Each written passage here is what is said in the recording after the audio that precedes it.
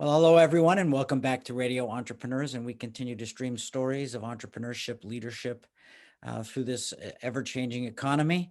We look forward to continuing to do that. Our next guest is Joanna Brougher, owner and principal of BioPharma Law Group.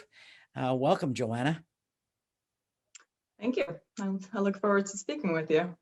Me too. I think we're going to talk about two things today. I want to hear about your practice and also hear about your recent book. So why don't we start with your practice, because that's pretty unique.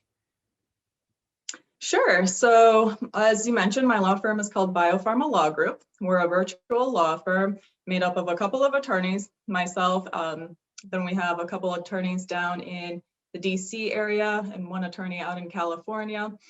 And what we do, we were all senior attorneys at different law firms, as well as being in-house. And I think we all had the same idea that we wanted to provide really good service to primarily the startup community or early stage life science companies. So we kind of came together and we've had the privilege of working with a lot of interesting companies, primarily in the biotech and pharma spaces.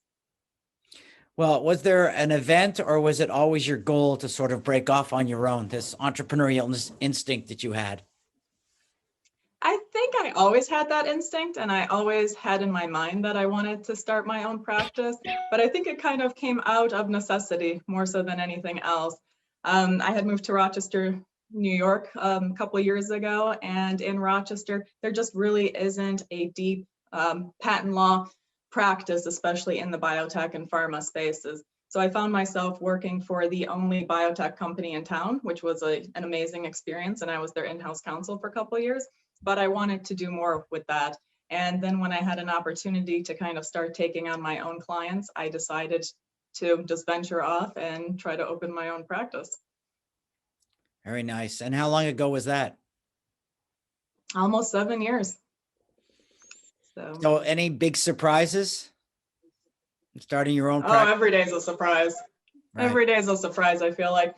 Especially in the patent space, where you just have so many different things that you have to think of, not only doing the work for the clients, but also managing the portfolio on the back end. So whenever I review a contract for someone, usually I review the contract, I send it back to them, we negotiate it with the other party, and then that contract is pretty much over with.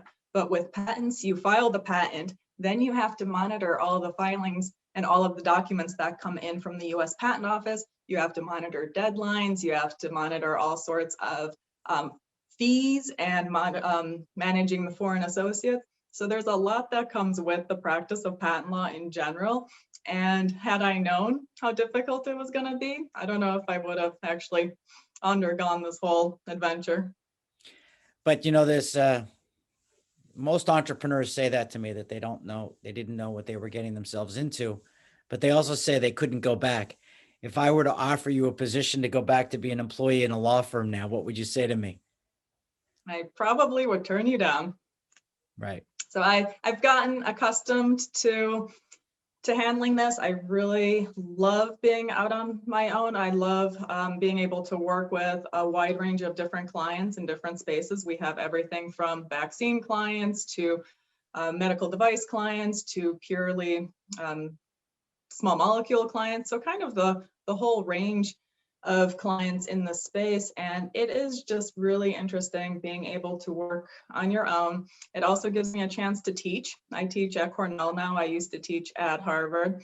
I've also written a couple of books, and I speak at different conferences. So I think if I were to take an offer to work at a firm full-time, I wouldn't be able to do as much of the other stuff that I really, really enjoy doing.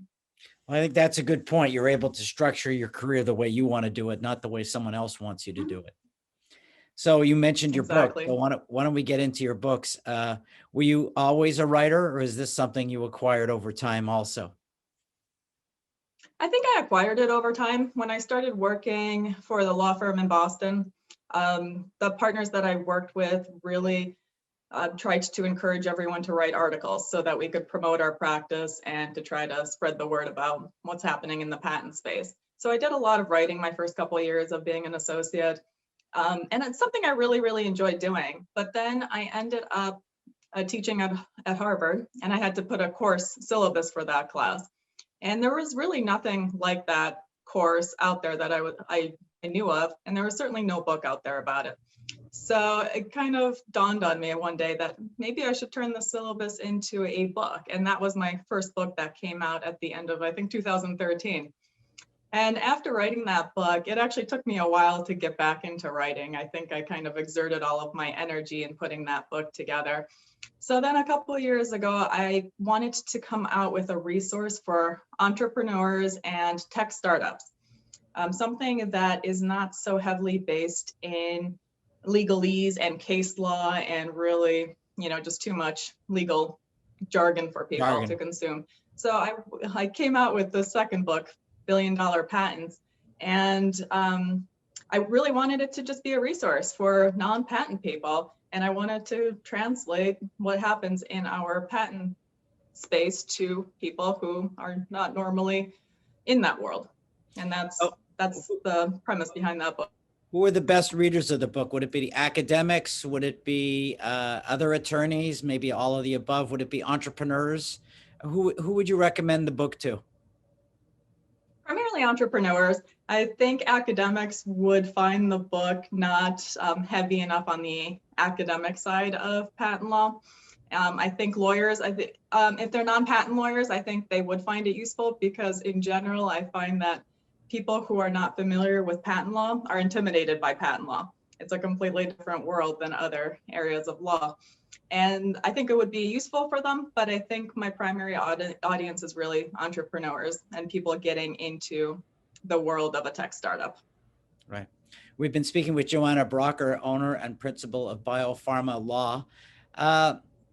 What would you think the biggest takeaways from your book are? I think in general, the biggest misconception people tend to have about a patent is that when you have a product, you want to get a patent on it. And it's kind of a one and done deal. You file the patent, you prosecute it, and hopefully you get it, then you can hang the patent on your wall. And so I think a lot of people kind of view patents as this, one-time expense. But that's not the case, as we're seeing in general, just with the changes in patent laws occurring constantly, either through the court system, through the patent office, through government. I think patents have to constantly be looked at and reviewed, and you have to try to keep thinking of how can you improve upon that patent? What else can you try to patent in order to protect your space in the market? Or how do you protect yourself from a potential competitor? Or even better yet, with all of the changes in patent laws, you have to try to see what's coming from the courts. You have to see what's coming from the patent office and try to see if your patent is still good in view of those new decisions. So you may have to file another patent with a new set of claims, or you might have to tweak the existing claims. So it's constantly this living being that you have to look at and nurture in order to really end up with something that's going to be an asset for you and your company down the road. So, you're right. Writing a book can be quite difficult. I've had that experience for some of us. Oh, yeah? And I'm just wondering, would there be another book in the future that you're thinking about? Right now, I am thinking about updating my previous book. So the one that I wrote in 2013, because I feel like even since then, the laws have changed in so many areas, and that's not covered in my book. And there are some other areas of patent law, such as antitrust, that are becoming more popular. Also not covered in my original book. So I think that has to be my focus next, which is to update that so it's a more useful resource for people. Well, Joanna, you really sound like a busy person. I like that. Those are my favorite type of people. If someone is looking for you, for your book or for BioPharma Law, how would they find you? We have a website. It's just biopharma.com. The people could contact me at that website, or they could just contact me with my email address, which is just jbrougher@biopharmalaw.com. My book is on Amazon, so that should be easily accessible to most. Great. I want to thank you for being on the show today. We look forward to seeing you in future segments of Radio Entrepreneurs, maybe talking about some cases. So remind everybody, this is Radio Entrepreneurs, and we've been speaking with Joanna Brougher, owner of BioPharma Law.